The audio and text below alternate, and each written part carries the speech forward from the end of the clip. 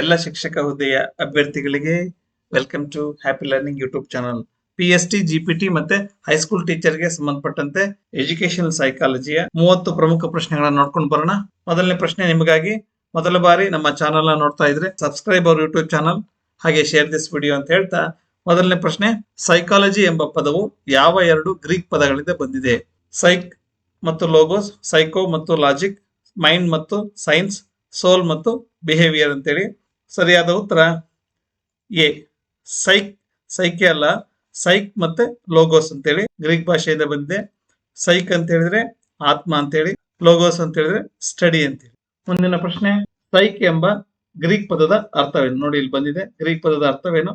ಉಸಿರು, ಆತ್ಮ, ವರ್ತನೆ, ಬುದ್ಧಿಶಕ್ತಿ.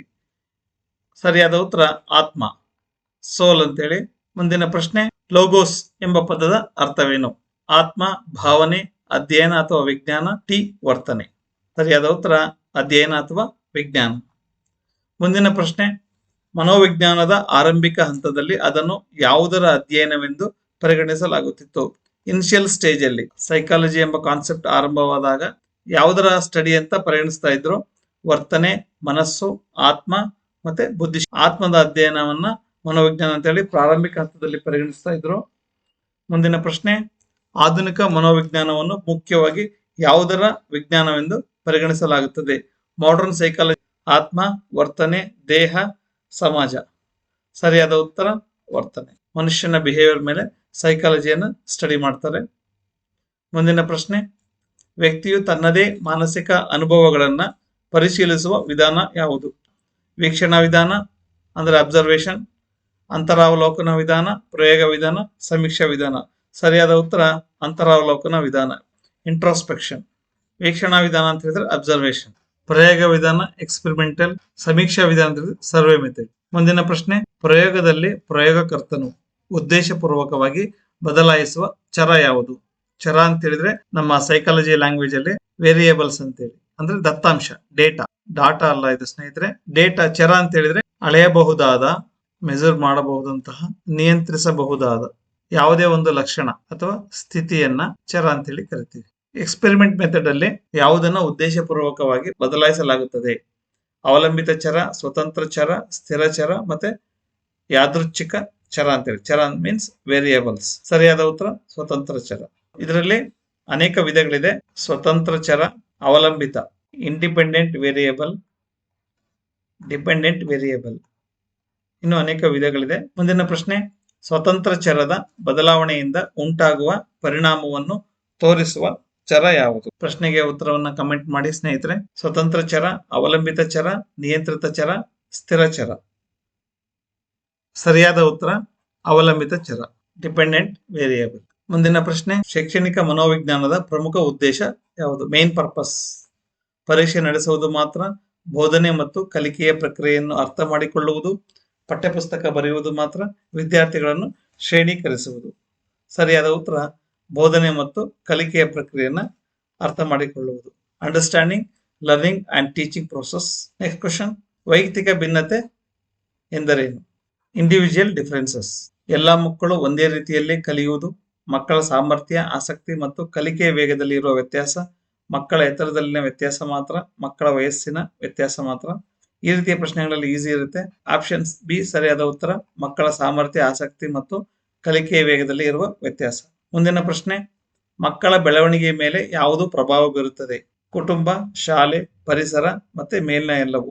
ಸರಿಯಾದ ಉತ್ತರ ಮೇಲಿನ ಎಲ್ಲವೂ. ಕುಟುಂಬವು ಪರಿಣಾಮ ಬೀರುತ್ತೆ, ಶಾಲೆ ಕೂಡ ಅಂಡ್ ಪರಿಸರ. ಮುಂದಿನ ಪ್ರಶ್ನೆ, ಒಬ್ಬ ವಿದ್ಯಾರ್ಥಿಯ ಸಮಗ್ರ ಅಧ್ಯಯನಕ್ಕೆ ಕಾಂಪ್ರಿಹೆನ್ಸಿವ್ ಸ್ಟಡಿ ಬಳಸುವ ವಿಧಾನ ಯಾವುದು? ವ್ಯಕ್ತಿ ಅಧ್ಯಯನ ವಿಧಾನ, ಪ್ರಯೋಗ ವಿಧಾನ, ವೀಕ್ಷಣಾ ವಿಧಾನ ಮತ್ತೆ ಪ್ರಶ್ನಾವಳಿ ವಿಧಾನ. ವ್ಯಕ್ತಿ ಅಧ್ಯಯನ ಅಂತ ಹೇಳಿದ್ರೆ ಕೇಸ್ ಸ್ಟಡಿ, ಪ್ರಯೋಗ ವಿಧಾನ ಎಕ್ಸ್ಪೆರಿಮೆಂಟಲ್ ಮೆಥಡ್, ವೀಕ್ಷಣಾ ವಿಧಾನ ಅಬ್ಸರ್ವೇಷನ್ ಮೆಥಡ್, ಪ್ರಶ್ನಾವಳಿ ವಿಧಾನ ಅಂದರೆ ಕ್ವಶನ್ ನೇರ್. ಸರಿಯಾದ ಉತ್ತರ ಕೇಸ್ ಸ್ಟಡಿ. ಕೇಸ್ ಸ್ಟಡಿ ಮೂಲಕ ಫ್ರೆಡರಿಕ್ ಲೆಪ್ಲೆ, ಫ್ರೆಂಚ್ ಮನೋವಿಜ್ಞಾನಿಯವನು Frederic Le Play. He originated the case study method. ಹಾಗಾದ್ರೆ ಇದನ್ನ ಪಾಪ್ಯುಲರೈಸ್ ಮಾಡಿದ್ದು ಯಾರು? Sigmund Freud. ಸಿಗ್ಮಂಡ್ ಫ್ರಾಯ್ಡ್ ಹೆಸರು ಕೇಳದ ಮನೋವಿಜ್ಞಾನದ ವಿದ್ಯಾರ್ಥಿಗಳಿಲ್ಲ. ಕೇಸ್ ಸ್ಟಡಿಯಲ್ಲಿ ಡೇಟಾವನ್ನ ಇಂಟರ್ವ್ಯೂ ಮೂಲಕ ಕಲೆಕ್ಟ್ ಮಾಡ್ತಾರೆ, ಅಬ್ಸರ್ವೇಷನ್ ಮೂಲಕ ಅಂದ್ರೆ ವೀಕ್ಷಣೆ ಮೂಲಕ ಕಲೆಕ್ಟ್ ಮಾಡ್ತಾರೆ, ಹಾಗೆ ರೆಕಾರ್ಡ್ಸ್. ದಾಖಲೆಗಳ ಮೂಲಕ ಕಲೆಕ್ಟ್ ಮಾಡಿ. ಪಿಯಾಜೆಯ ಸಿದ್ಧಾಂತವು ಮುಖ್ಯವಾಗಿ ಯಾವುದಕ್ಕೆ ಸಂಬಂಧಿಸಿದೆ? ಶೈಕ್ಷಣಿಕ ಮನೋವಿಜ್ಞಾನ ಓದಿರುವ ಎಲ್ಲಾ ವಿದ್ಯಾರ್ಥಿಗಳು 4-5 ಹೆಸರುಗಳನ್ನ ಪಿಯಾಜೆ, ಬ್ರೂನರ್, ವೈಗೋಟ್ಸ್ಕಿ, ಸಿಗ್ಮಂಡ್ ಫ್ರಾಯ್ಡ್ ಈ ಹೆಸರುಗಳು ಅವರಿಗೆ ಚಿರಪರಿಚಿತ ಆಗಿರುತ್ತೆ. ಜೀನ್ ಪಿಯಾಜೆ ಅವರು ಯಾವುದಕ್ಕೆ ಸಂಬಂಧಿಸಿದ್ದಾರೆ ಅಂತ ಹೇಳಿದ್ರೆ ನೈತಿಕ ಬೆಳವಣಿಗೆ, ಜ್ಞಾನಾತ್ಮಕ ಬೆಳವಣಿಗೆ, ದೈಹಿಕ ಬೆಳವಣಿಗೆ ಮತ್ತು ಭಾವನಾತ್ಮಕ ಬೆಳವಣಿಗೆ. ಸರಿಯಾದ ಉತ್ತರ ಜ್ಞಾನಾತ್ಮಕ ಬೆಳವಣಿಗೆ. ಜೀನ್ ಪಿಯಾಜೆ ಅವರು ಸ್ವಿಸ್ ಮನೋವಿಜ್ಞಾನಿ ಅಂದ್ರೆ ಸ್ವಿಟ್ಜರ್ಲ್ಯಾಂಡ್. ಜ್ಞಾನಾತ್ಮಕ ಬೆಳವಣಿಗೆಯಲ್ಲಿ ತುಂಬಾ ಹೆಸರುವಾಸಿ. ಜೊತೆಗೆ ಚೈಲ್ಡ್ ಸೈಕಾಲಜಿ, ಮಗುವಿನ ಮನೋವಿಜ್ಞಾನದ ಕುರಿತು ಅನೇಕ ಪ್ರಯೋಗಗಳನ್ನು ಕೂಡ ಅವರು ಮಾಡಿದ್ದಾರೆ. ಜೀನ್ ಪಿಯಾಜೆ ಅವರು 1896 ಅಲ್ಲಿ ಹುಟ್ಟಿದ್ರು, ಹಾಗೆ 1918 ನಲ್ಲಿ ತೀರ್ಕೊಂಡ್ರು. ಇವರ ಬಗ್ಗೆ ಅನೇಕ ಪ್ರಶ್ನೆಗಳು ಎಕ್ಸಾಮ್ ನಲ್ಲಿ ಖಂಡಿತ ಬರುತ್ತೆ. ಮುಂದಿನ ಪ್ರಶ್ನೆ, ಪಿಯಾಜೆ ಅವರ ಪ್ರಕಾರ ಮೊದಲ ಜ್ಞಾನಾತ್ಮಕ ಬೆಳವಣಿಗೆ ಹಂತ ಯಾವುದು? 4 ಹಂತಗಳನ್ನು ಅವ್ರು ಮಾಡಿದ್ದಾರೆ. ಪೂರ್ವ ಕಾರ್ಯಾತ್ಮಕ ಹಂತ, ಸಂವೇದನ ಚಲನಾತ್ಮಕ ಹಂತ, ಮೂರ್ತ ಕಾರ್ಯಾತ್ಮಕ ಹಂತ, ಔಪಚಾರಿಕ ಕಾರ್ಯಾತ್ಮಕ ಹಂತ. ಇದರಲ್ಲಿ ಸರಿಯಾದ ಉತ್ತರ ಸಂವೇದನ ಚಲನಾತ್ಮಕ ಹಂತ. ಪೂರ್ವ ಕಾರ್ಯಾತ್ಮಕ ಹಂತ ಅಥವಾ ಕ್ರಿಯಾತ್ಮಕ ಹಂತ 2ನೇ ಸ್ಟೇಜು, ಮೂರ್ತ ಕಾರ್ಯಾತ್ಮಕ ಹಂತ ಅಥವಾ ಮೂರ್ತ ಕ್ರಿಯಾತ್ಮಕ ಹಂತ 3ನೇ ಸ್ಟೇಜು, 4ನೇದು ಅಮೂರ್ತ ಕ್ರಿಯಾತ್ಮಕ ಹಂತ. ಈ 4 ಹಂತಗಳನ್ನು ನೆನ್ಪಿಟ್ಕೊಳ್ಳಿ, ಪಿಯಾಜೆ ಅವರ ಜ್ಞಾನಾತ್ಮಕ ಬೆಳವಣಿಗೆ ಹಂತಗಳು. ಮುಂದಿನ ಪ್ರಶ್ನೆ, ಕೋಲ್ಬರ್ಗ್ ಅವರ ಸಿದ್ಧಾಂತವು ಯಾವುದಕ್ಕೆ ಸಂಬಂಧಿಸಿದೆ? ಎ ಭಾಷಾ ಬೆಳವಣಿಗೆ, ಬಿ ನೈತಿಕ ಬೆಳವಣಿಗೆ, ಸಿ ದೈಹಿಕ ಬೆಳವಣಿಗೆ, ಹಾಗೆ ಡಿ ಬುದ್ಧಿಶಕ್ತಿ. ಕೋಲ್ಬರ್ಗ್ ಅವರ ಸಿದ್ಧಾಂತವು ನೈತಿಕ ಬೆಳವಣಿಗೆ ಸಂಬಂಧಿಸಿದ್ದಾಗಿದೆ. ಮುಂದಿನ ಪ್ರಶ್ನೆ, ಬ್ರೂನರ್ ಅವರ ಸಿದ್ಧಾಂತವು ಮುಖ್ಯವಾಗಿ ಯಾವುದಕ್ಕೆ ಸಂಬಂಧಿಸಿದೆ? ಜ್ಞಾನಾತ್ಮಕ ಬೆಳವಣಿಗೆ, ದೈಹಿಕ ಬೆಳವಣಿಗೆ, ನೈತಿಕ ಬೆಳವಣಿಗೆ ಹಾಗೂ ವ್ಯಕ್ತಿತ್ವ ಬೆಳವಣಿಗೆ. ಸರಿಯಾದ ಉತ್ತರ ಜ್ಞಾನಾತ್ಮಕ ಬೆಳವಣಿಗೆ. ಬ್ರೂನರ್ ಬಗ್ಗೆ ಅನೇಕ ಪ್ರಶ್ನೆಗಳು ಶೈಕ್ಷಣಿಕ ಮನೋವಿಜ್ಞಾನದಲ್ಲಿ ಕೇಳ್ತಾರೆ. ಜೆರೋಮ್ ಬ್ರೂನರ್ ಅಂತ ಹೇಳಿ ಅವರ ಪೂರ್ತಿ ಹೆಸರು. ಫೇಮಸ್ ಸಿದ್ಧಾಂತ ಅಂತ ಹೇಳಿದ್ರೆ ಕಾಗ್ನಿಟಿವ್ ಡೆವಲಪ್ಮೆಂಟ್. ಪರೀಕ್ಷೆ ಬರೀತಿರುವ ಸ್ಪರ್ಧಾರ್ಥಿಗಳಿಗೆ ಒಂದು ಕಿವಿ ಮಾತು ಅಂತ ಹೇಳಿದ್ರೆ, ಎಸ್ಪೆಷಲಿ ಸೈಕಾಲಜಿಯಲ್ಲಿ ಕನ್ನಡದಲ್ಲಿ ಬರ್ತಕ್ಕಂತಹ ವರ್ಡ್ಸ್ ಗಳೇನಿದೆ ನಮಗೆ ಕೆಲವು ಅನ್ಫೆಮಿಲಿಯರ್ ಇರ್ತವೆ.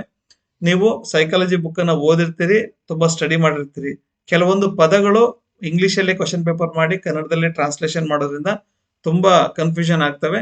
ಸೊ ಆ ಸಮಯದಲ್ಲಿ ನೀವು you should refer English version. English version ನೋಡಿದ ತಕ್ಷಣ ನಿಮಗೆ ತಕ್ಷಣ ಆ ಒಂದು ಸಿದ್ಧಾಂತಗಳು ಮತ್ತೆ ವ್ಯಕ್ತಿಯ ಕಾನ್ಸೆಪ್ಟ್ಗಳು ನೆನಪಾಗುತ್ತವೆ. ಜ್ಞಾನಾತ್ಮಕ ಅಂತ ಹೇಳಿದ್ರೆ ಕಾಗ್ನಿಟಿವ್. ಅದರಲ್ಲಿ ಒಟ್ಟು 3 ಹಂತಗಳಿದೆ. ಮೊದಲನೇ ಹಂತ ಕ್ರಿಯಾಶೀಲ ಹಂತ, 2ನೇ ಹಂತ ಪ್ರತಿಮಾ ಹಂತ, 3ನೇ ಹಂತ ಸಾಂಕೇತಿಕ ಹಂತ.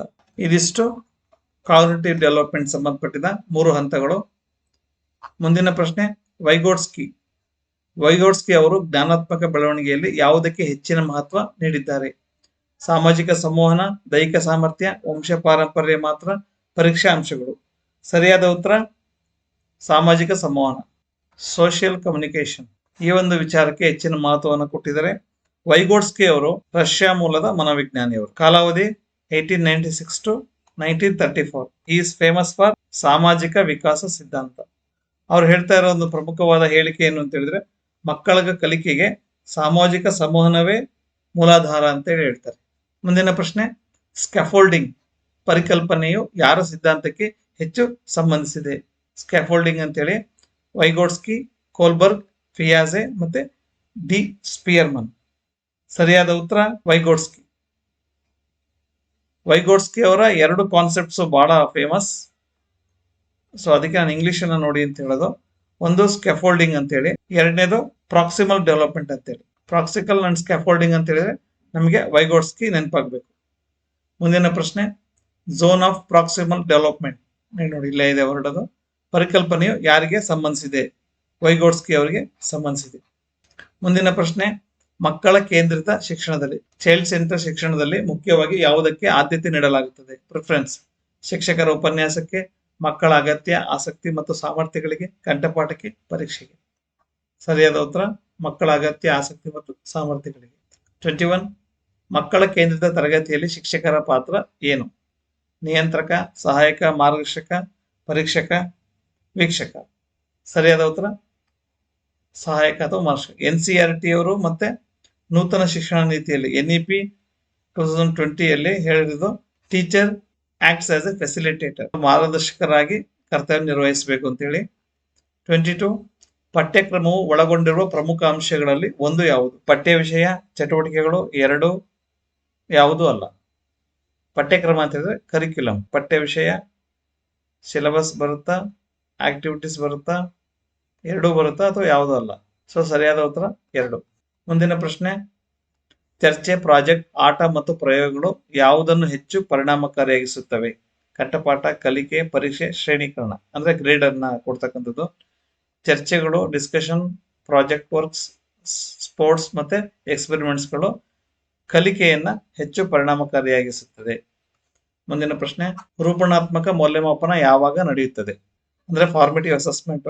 ನಮ್ಮ ಎಲ್ಲರಿಗೆ ಪರಿಚಿತ ಹೆಸರು FA ಮತ್ತೆ SA ಅಂತೇಳಿ. ಫಾರ್ಮೇಟಿವ್ ಅಸೆಸ್ಮೆಂಟ್ ಮತ್ತೆ ಸಮ್ಮೇಟಿವ್ ಅಸೆಸ್ಮೆಂಟ್. ಕಲಿಕೆಯ ಪ್ರಕ್ರಿಯೆಯಲ್ಲಿಯೇ ವರ್ಷದ ಕೊನೆಯಲ್ಲಿ ಮಾತ್ರ, ಪ್ರವೇಶದ ಮೊದಲು ಮಾತ್ರ, ಅಂತಿಮ ಪರೀಕ್ಷೆಯ ನಂತರ. ಕಲಿಕೆಯ ಪ್ರಕ್ರಿಯೆಯಲ್ಲೇ ಪ್ರತಿಯೊಂದು ಘಟಕದ ನಂತರ ಮಗುವಿನ ಕಲಿಕೆ ಎಷ್ಟು ಆಗಿದೆ ಅಂತೇಳಿ ಹಂತ ಹಂತವಾಗಿ ಮಾಡುವಂತಹ ಮೌಲ್ಯಮಾಪನ ರೂಪಣಾತ್ಮಕ ಮೌಲ್ಯಮಾಪನ. ವರ್ಷದ ಕೊನೆಯಲ್ಲಿ ಮಾಡ್ತಕ್ಕಂಥದ್ದು SA ಸಮ್ಮೇಟಿವ್ ಅಸೆಸ್ಮೆಂಟ್. ಪ್ರವೇಶದ ಮೊದಲು ಮಾಡ್ತಕ್ಕಂಥದ್ದು ಎಂಟ್ರೆನ್ಸ್ ಟೆಸ್ಟ್ ಅಥವಾ ಡಯಾಗ್ನೋಸ್ಟಿಕ್ ಟೆಸ್ಟ್, ನೈದಾನಿಕ ಪರೀಕ್ಷೆ. ಸರಿಯ ಉತ್ತರ ಕಲಿಕೆಯ ಪ್ರಕ್ರಿಯೆಯಲ್ಲಿ. ಮುಂದಿನ ಪ್ರಶ್ನೆ, CCಯ ಪೂರ್ಣ ರೂಪ ಯಾವುದು? ಅಬ್ರಿವೇಷನ್ಸ್ ಕೇಳಿದರೆ. ನಿರಂತರ ಮತ್ತು ಸಮಗ್ರ ಮೌಲ್ಯಮಾಪನ, ಕೇಂದ್ರ ಸಮಗ್ರ ಪರೀಕ್ಷೆ, ನಿರಂತರ ತರಗತಿ ಪರೀಕ್ಷೆ, ಸಮಗ್ರ ತರಗತಿ ಶಿಕ್ಷಣ, ಕಂಟಿನ್ಯೂಸ್ ಅಂಡ್ ಕಾಂಪ್ರಿಹೆನ್ಸಿವ್ ಇವ್ಯಾಲ್ಯೂಯೇಷನ್. ನಿರಂತರ ಮತ್ತು ಸಮಗ್ರ ಮೌಲ್ಯಮಾಪನ CCE. ಮುಂದಿನ ಪ್ರಶ್ನೆ, ಕಲಿಕೆಗಾಗಿ ಮೌಲ್ಯಮಾಪನದ ಮುಖ್ಯ ಉದ್ದೇಶವೇನು? ಅಂಕಗಳನ್ನು ನೀಡುವುದು ಮಾತ್ರ, ಕಲಿಕೆಯನ್ನು ಸುಧಾರಿಸುವುದು, ವಿದ್ಯಾರ್ಥಿಗಳನ್ನು ಶ್ರೇಣೀಕರಿಸುವುದು, ಶಿಕ್ಷಕರನ್ನ ಮೌಲ್ಯಮಾಪನ ಮಾಡುವುದು. ಸರಿಯಾದ ಉತ್ತರ ಕಲಿಕೆಯನ್ನು ಸುಧಾರಿಸುವುದು. ಮುಂದಿನ ಪ್ರಶ್ನೆ, ಉತ್ತಮ ಮೌಲ್ಯಮಾಪನದ ಉದ್ದೇಶ ಏನು? ಮಕ್ಕಳನ್ನು ಕೇವಲ ಅಂಕಗಳ ಆಧಾರದಲ್ಲಿ ವರ್ಗೀಕರಿಸುವುದು, ಕಲಿಕೆಯನ್ನು ಸುಧಾರಿಸಲು ಸಹಾಯ ಮಾಡುವುದು, ಮಕ್ಕಳಲ್ಲಿ ಭಯ ಮೂಡಿಸುವುದು, ಸ್ಪರ್ಧೆಯನ್ನು ಹೆಚ್ಚಿಸುವುದು. ಉತ್ತಮ ಮೌಲ್ಯಮಾಪನ ಅಂತ ಹೇಳಿದ್ರೆ good and moderate evaluation.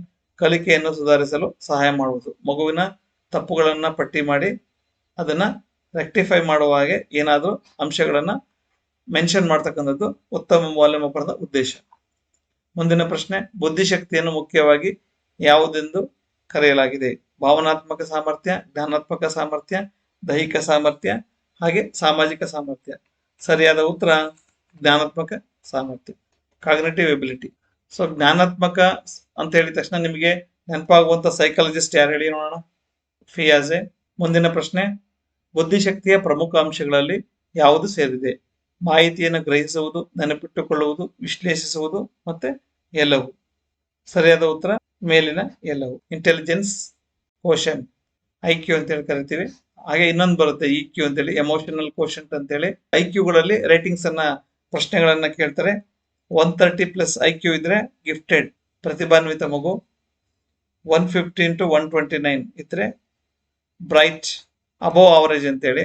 85 to 114 average ಮಗು. IQ ಲೆವೆಲ್ ಡಿಸ್ಕಸ್ ಮಾಡ್ತಾರೆ ಸೈಕಾಲಜಿಯಲ್ಲಿ. 70 to 84 ಇದ್ರೆ ಬಿಲೋ ಅವರೇಜ್. 69 ಬಿಲೋ ಇದ್ರೆ ಡಿಸೇಬಲ್ ಅಥವಾ ಸ್ಪೆಷಲ್ ನೀಡೆಡ್ ಚೈಲ್ಡ್ ಅಂತೇಳಿ. ಈ ಮಾನದಂಡಗಳನ್ನ ಪ್ರಶ್ನೆ ಕೇಳ್ತಾರೆ IQದಲ್ಲಿ. ಮುಂದಿನ ಪ್ರಶ್ನೆ, IQ ಬುದ್ಧಿಶಕ್ತಿ ಗುಣಾಂಕ, ವೈಯಕ್ತಿಕ ಗುಣಮಟ್ಟ, ಬುದ್ಧಿಶಕ್ತಿ ಪ್ರಶ್ನೆ ಹಾಗೆ ವೈಯಕ್ತಿಕ ಗುಣಾಂಕ. ಸ್ನೇಹಿತರೆ, ಈ ಒಂದು ಪ್ರಶ್ನೆಗೆ ಸರಿಯಾದ ಉತ್ತರವನ್ನ ಕಮೆಂಟ್ ಮಾಡಿ ಅಂತ ಹೇಳ್ತಾ, ಸೈಕಾಲಜಿ ಪಾರ್ಟ್ 2 ನಲ್ಲಿ ಮತ್ತೆ ಪ್ರಮುಖ 30 ಪ್ರಶ್ನೆಗಳನ್ನ ಚರ್ಚೆ ಮಾಡೋಣ ಅಂತ ಹೇಳ್ತಾ, ಈ ಒಂದು ವಿಡಿಯೋ ಇಷ್ಟ ಆಗಿದ್ರೆ ಲೈಕ್ ಮಾಡಿ, ನಮ್ಮ ಚಾನೆಲ್ನ ಸಬ್ಸ್ಕ್ರೈಬ್ ಮಾಡಿ, ಹಾಗೆ ಈ ವಿಡಿಯೋವನ್ನ ಶೇರ್ ಮಾಡಿ ಅಂತ ಹೇಳ್ತಾ, ಹ್ಯಾಪಿ ಲರ್ನಿಂಗ್. Thank you.